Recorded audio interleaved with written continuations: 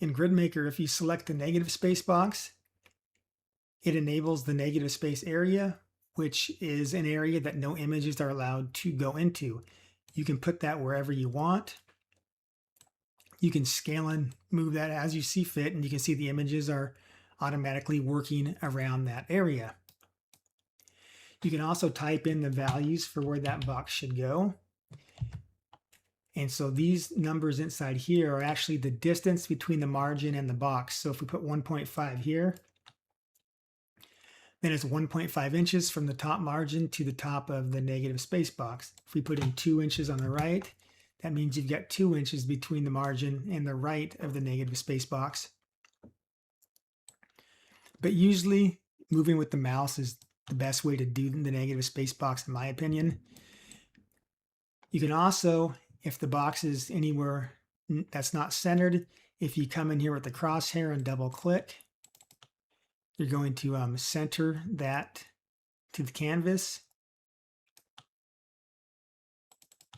If you double click on the left or the right, then you center it horizontally. If you double click on the top or the bottom line, you center it vertically. But easiest, just center it by double clicking the middle. It centers it horizontally. Then you can move it up or down if you want. There's also the snap to center line. So you've got a horizontal snap to center. You can see right here we're snapping to that. Same thing with vertical.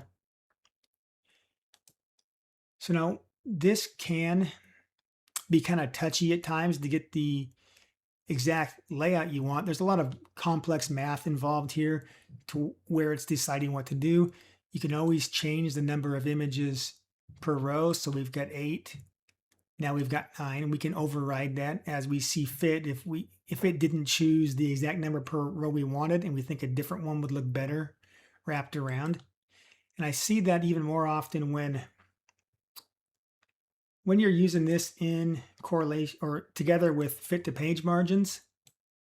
Sometimes with the fit to page margins, I've noticed that it may select a different layout than the one that I may select, but it's usually one off. So in this case, like I say, for example, it thought that 9x4 was the best with this extra spacing,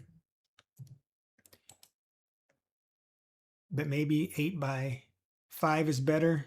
I guess it's just a matter of taste, but I just wanted to point that out to know that you can override still the number of images per row. And in either case, it's never going to go inside that box. So regardless of what we choose for the number per row, it's always going to stay. Oops, I'm back in auto. Again, if you didn't watch the other video I discussed this, if you change the number per row and you want to keep that, select this again until it says exact, and then it will keep you in exact mode. So you can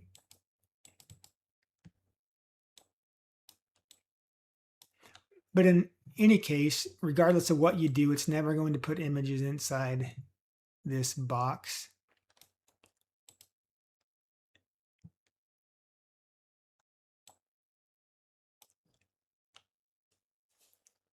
So overall, pretty handy. Just play around with that for your own designs. And then once you get your design looking like you want, and then once you export into Photoshop or save as a JPEG or PNG, you could go in and add your own graphics in there in your graphics program, typically Photoshop.